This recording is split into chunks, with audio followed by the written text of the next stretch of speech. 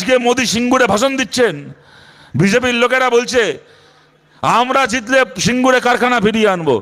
আরে তোমরা জিতলে কি ফিরিয়ে আনবে না আনবে, ও 7 মণ তেলও পুড়বে না, বাংলায় রাধাও নাচবে না, জীবনে বিজেপি সরকারও হবে না, বিজেপিকে কারখানাও করতে হবে না, সেটা অন্য কথা। তোমরা জিতলে কি আনবে না আনবে তো পরের কথা। আগে বলো সিঙ্গুর থেকে কারখানাটা গেল কেন? একা মমতা ব্যানার্জির জন্য? আমরা ভুলে গেছি সেই দিনগুলো। বিজেপির নেতা রাজনাথ সিং দিল্লি থেকে উড়ে আসতো বান্ডিল বান্ডিল টাকা নিয়ে মমতা ব্যানার্জির ধর্ণা মঞ্চে। পশ্চিমবাংলায় বিজেপির সভাপতি ছিল তথাগত রায়। মমতা ব্যানার্জির ছায়াকে মমতা ব্যানার্জির অত কাছে দেখতাম না, তথাগত রায়কে যত কাছে দেখতাম। মমতা ব্যানার্জির পাশে বসে থাকতো তথাগত রায়। এমনকি লকেট চ্যাটার্জি এখন রাজ্যে বিজেপির নেত্রী, তখন তৃণমূল করতেন, মমতা ব্যানার্জির সঙ্গে ঘুরে বেড়াতো এই লকেট চ্যাটার্জি সিঙ্গুরে কারখানা আটকানো, নন্দীগ্রামে কারখানা আটকানোর সময়।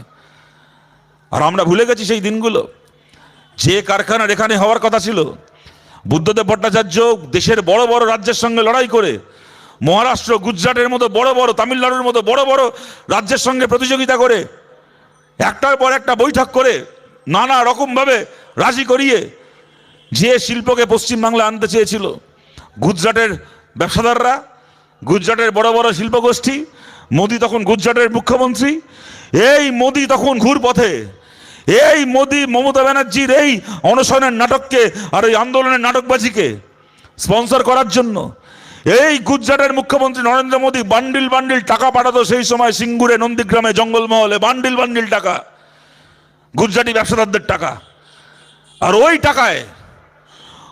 টাকা খাইয়ে খবরের কাগজ কিনে, ওই টাকা খাইয়ে টিভি চ্যানেল কিনে, ওই টাকা খাইয়ে একটার পর একটা বুদ্ধিজীবীকে ভাড়া করে পুষে পশ্চিমবাংলা থেকে যে কারখানাকে, সিঙ্গুর থেকে যে কারখানাকে তাড়ানো হয়েছিল, সেই কারখানা চলে গেছিল মোদির রাজ্য গুজরাটে, সানন্দে। মোদি সেই সময় পেছন থেকে টাকা খাইয়ে, পেছন থেকে ফাইন্যান্স করে, স্পন্সর করে সিঙ্গুর থেকে কারখানাকে নিয়ে গেছিল নিজের রাজ্যে উন্নয়ন করবে বলে। আর সেই মোদি এখন প্রধানমন্ত্রী হয়ে ফিরে এসে বলছে ওরা নাকি সিঙ্গুরে কারখানা তৈরি করবে। প্রধানমন্ত্রীকে জিজ্ঞেস করছি, আপনি সভা করতে এসছেন এখানে? আপনি দেশের প্রধানমন্ত্রী, আপনি একটা দলের নেতা, সভা করতে আসবেন, নিজের দলকে ভালো বলবেন, লোকের ভোট চাইবেন, এর মধ্যে কোনো অন্যায় নেই। কিন্তু আপনি খালি বিরোধীদেরকে ভোট, গালাগাল দিয়ে ভোট চাইবেন।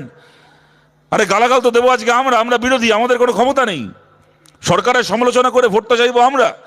আপনি দেশের প্রধানমন্ত্রী, বাংলা আপনার এতগুলো এমএলএ, কদিন আগে অব্দি 19 জন এমপি ছিল, 18 জন এমপি ছিল, আজকে 12 জন এমপি। বাংলা থেকে আপনার কেন্দ্রীয় মন্ত্রী আছে। কি দিলেন আপনি বাংলাকে? প্রধানমন্ত্রী হয়ে গত 11 বছরে কি দিয়েছেন বাংলাকে? মোদির ক্ষমতা থাকলে মোদি এখানে দাঁড়িয়ে অন্যকে গালাগাল দেবে, আমাদের গালাগাল দেবে, তৃণমূলকে গালাগাল দেবে, কংগ্রেসকে, রাহুল গান্ধীকে গালাগাল দেবে, সব বুঝলাম।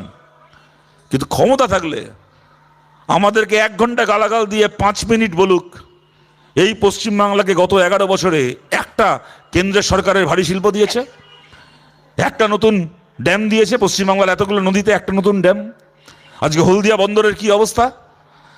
এই পশ্চিমবাংলাকে গত 11 বছরে একটা নতুন, আপনি কেন্দ্রের ভারী শিল্প ছেড়ে দিন, একটা কেন্দ্রীয় বিশ্ববিদ্যালয়, একটা কেন্দ্রীয় স্কুল, একটা মডেল স্কুল, একটা কোনো কেন্দ্রের সরকারের টাকায় নতুন একটা হাইওয়ে, জাতীয় সড়ক, যে জাতীয় সড়কগুলো ছিল সেগুলোতে এখানে মেরামতি করেছে, ওখানে রিপেয়ারিং করেছে, এখানে রং করেছে, সেটা অন্য কথা। নতুন একটা পশ্চিমবাংলায় নতুন একটা জাতীয় সড়ক কেউ বলতে পারবে গত 11 বছরে দিয়েছে? কি দিল বাংলাকে গত 11 বছরে? এদের এতগুলো এমএলএ রয়েছে। শুভেন্দু অধিকারী রাজ্যের বিরোধী দলনেতা, এই জেলা থেকে জিতে গেছে, একসময় তৃণমূল করতো, আজকে বিজেপির নেতা হয়েছে। অন্যকে গালাগাল দেওয়া, ব্যঙ্গ করা, বিদ্রুপ করা সব ঠিক আছে, সেটা একটা বিরোধী নেতার কাজ। কিন্তু ক্ষমতা আছে বলার দাঁড়িয়ে যে হ্যাঁ আমাদের সরকার কেন্দ্রে আছে, পশ্চিমবাংলাকে আমরা কেন্দ্রের সরকারের পক্ষ থেকে এইটা দিয়েছি, আগামী দিনে আরো বেশি করে সুযোগ পেলে আরো এইটা করবো, তার বদলে কি ধর্মের নামে লোক খেপিয়ে ভাবছে একটার পর একটা ভোট করবে। আরে বলুন তো, এগুলো ধর্ম হচ্ছে? আজ গোটা বাংলায় ধর্মের নামে যে সার্কাস দেখছি, এগুলো ধর্ম হচ্ছে না, এগুলো ছেঁচড়ামি হচ্ছে? বলুন তো।